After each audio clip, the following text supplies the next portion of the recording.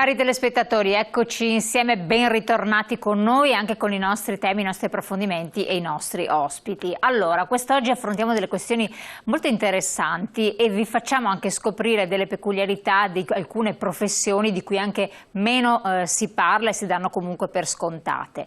Parliamo innanzitutto anche di provvedimenti che sono stati attuati, che hanno agevolato la vita, dovrebbero agevolare la vita di molti cittadini, come ad esempio la nuova classificazione sismica, ma poi parleremo di problemi legati al dissesto idrogeologico, di prevenzione in quest'ambito, quindi non solo in concomitanza con eventi catastrofici, ci eravamo quasi vicini con queste ultime piogge, però tant'è, bisogna lavorare prima del tempo. Insomma, con chi parliamo? Vi presento i nostri interlocutori subito qui con noi presenti, ci fa piacere averli entrambi. Allora, da un lato abbiamo il presidente della FOIV, Federazione degli Ordini degli Ingegneri del Veneto, Pasqualino Boschetto, ben arrivato qui con noi. Buongiorno, ingegnere, grazie. E abbiamo anche il presidente dell'Ordine dei Geologi del Veneto, Giorgio Giacchetti, ben arrivato anche a lei presidente. Grazie. Ed è proprio con lei che vorrei incominciare, poi entriamo più anche nel merito specifico, ma anche la stessa questione. Innanzitutto, geologi. Voglio fare il geologo. Che cosa vuol dire allo stato attuale essere geologo e che cosa comporta come tipo di attività professionale, anche come cognizioni, responsabilità e attività che svolgete nel territorio? Domanda impegnativa. Allora, il geologo è quello che si occupa del terreno, della sua storia, e nel caso della nostra professione lo fa soprattutto in funzione di altre opere o di non semplicemente opere, ma anche per esempio nel caso dell'acqua, di tutela dell'acqua. Cioè ci sono sia servizi alle opere sia servizi alla geologia in se stessa. Allora, parlando di opere, se dobbiamo dire un'opera interferisce con il terreno va conosciuto sotto il profilo geotecnico da una parte e dall'altra ancora prima sotto il profilo geologico in senso stretto, cioè dobbiamo capire come è costituito, qual è la sua storia, perché poi questo si riflette sull'opera stessa, qual è la sua storia, quali sono le peculiarità, qual è la stratigrafia ad esempio, giusto per capirci, se stiamo facendo una galleria è ovvio che prima va conosciuto il terreno, l'ammasso di scavo, e questo in funzione degli ingegneri che poi passeranno a fare le loro progettazioni. Poi c'è tutto l'altro ambito che, cito questo, ne ha accennato lei prima, il problema della sismicità, e quindi noi ci occupiamo anche di questi aspetti, alcuni di noi, perché ciascuno ha la sua specializzazione, alcuni aspetti che riguardano la sismicità, come è fatto il territorio nel profondo, quali sono i riflessi che poi questi implicano nella vita di tutti i giorni, nelle costruzioni civili, perché la sismicità vuol dire un rinforzo delle strutture. Ecco, dobbiamo capire qual è l'entità di questo rinforzo. Recentemente è stata promossa, grazie alla cooperazione tra geologi e ingegneri, è stata riqualificato il territorio del Veneto, incrementando le categorie sismiche. Ecco. E poi, come accennavo prima, c'è il problema delle acque, le acque che non è solo il dissesto idrogeologico, ma è anche la tutela delle acque. Noi andiamo a bere dell'acqua, vogliamo che quest'acqua sia pulita, quindi c'è la tutela delle sorgenti da una parte, la tutela delle falde, con tutti i problemi correlati. Ecco, noi ci occupiamo di questi temi qui tra terreno e applicazioni pratiche del terreno come professione. Dopo ci sono i geologi che fanno studi specifici, ma sono la piccola parte.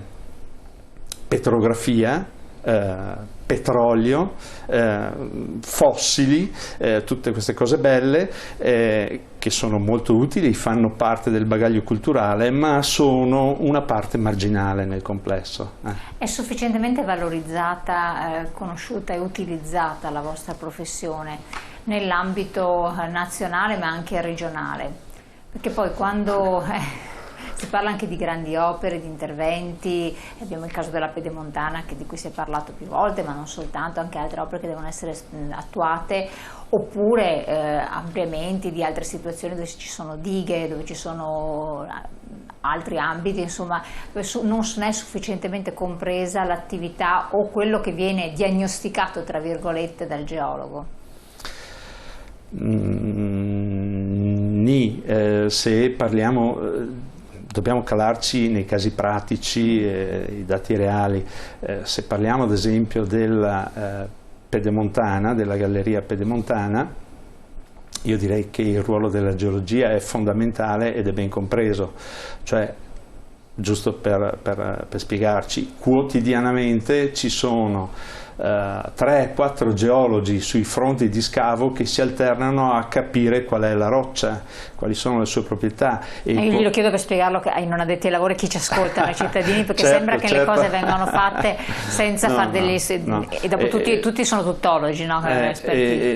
Diciamo pure, come premessa generale, fare quel tipo di opere, parlando della Pedemontana, che è eclatante, ma poi se andiamo a vedere la casetta, il caso piccolo, non dico la diga, ma proprio la cosa più piccola, anche lì è esattamente lo stesso problema, cioè bisogna indagare, vedere e poi declinare tutta questa conoscenza sul lato pratico a servizio delle strutture, quindi di chi fa le strutture, di chi si interfaccia poi con il terreno. Ecco, nel caso della Pedemontana, come dicevo, ci sono 3-4 geologi che sui fronti di scavo si alternano per capire quotidianamente, istantaneamente, qual è la caratteristica dello scavo, e questa viene poi compresa con metodi specifici, viene compresa e declinata nella fattispecie con ad esempio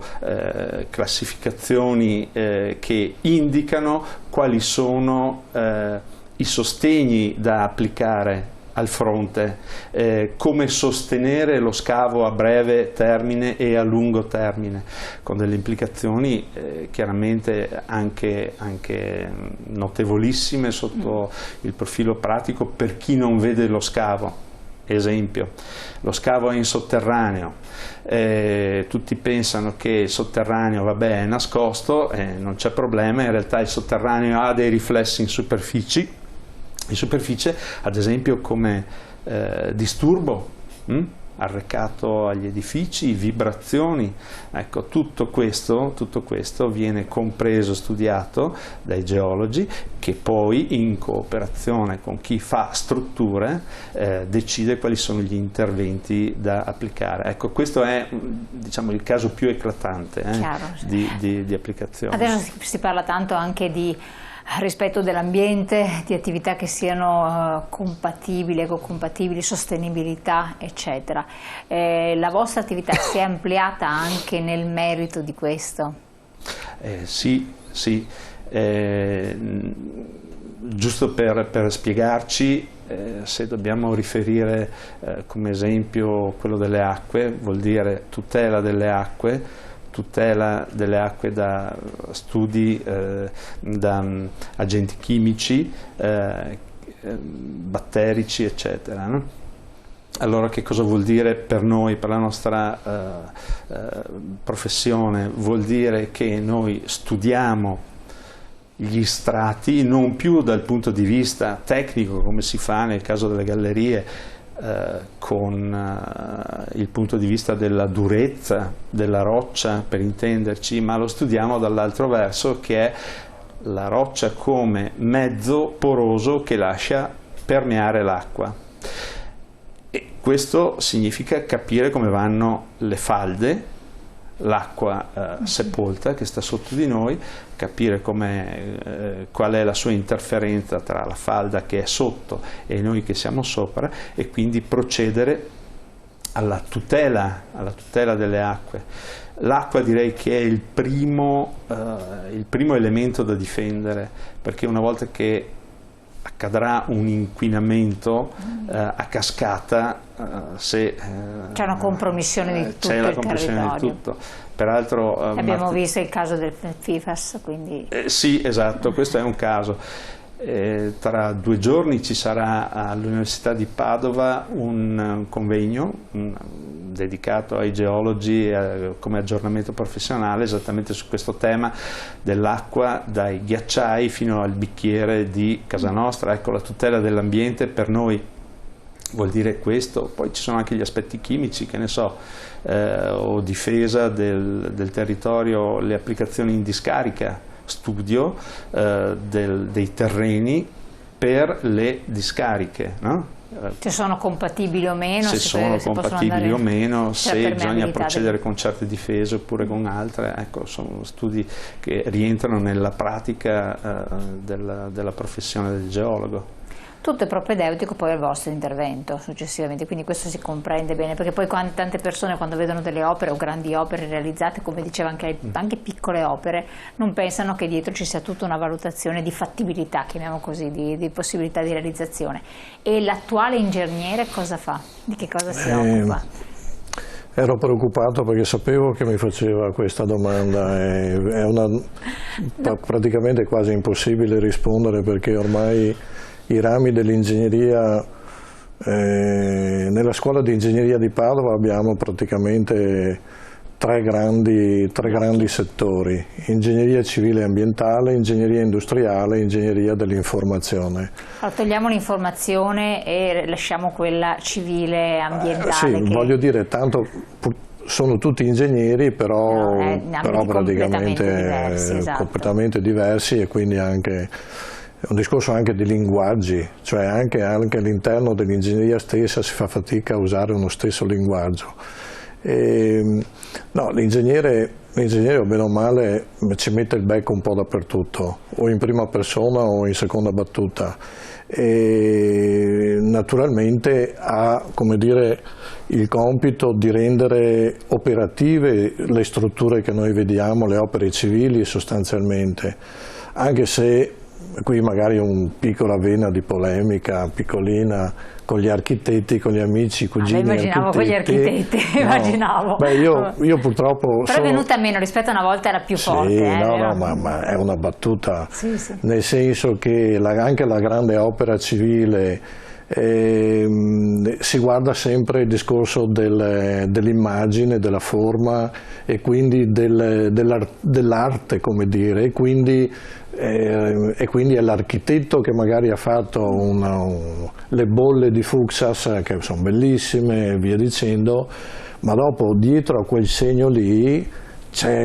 c'è tutto un mondo, come dire, per far sta su quella bolla oppure dare delle dimensioni di concretezza. L'idea è bellissima, eccetera, poi però sono quindi problemi dovremmo imparare innanzitutto come società a dire che chiaramente l'artista benissimo, però la tecne è importante, quindi anche se i greci purtroppo, però oggigiorno fortunatamente dopo 2000 anni e più, la tecne insomma non è che sia come l'estetica, però è una cosa importante, quindi noi dobbiamo parlare in multidisciplinarietà, quindi ormai oggigiorno una qualsiasi cosa, il collega prima citava dal tunnel del Brennero fino alla casetta, purtroppo ci vogliono più persone, più competenze professionali. Ma voi vi confrontate per esempio con i geologi? Sicuramente, perché ad esempio dicono, ma secondo noi questo questo intervento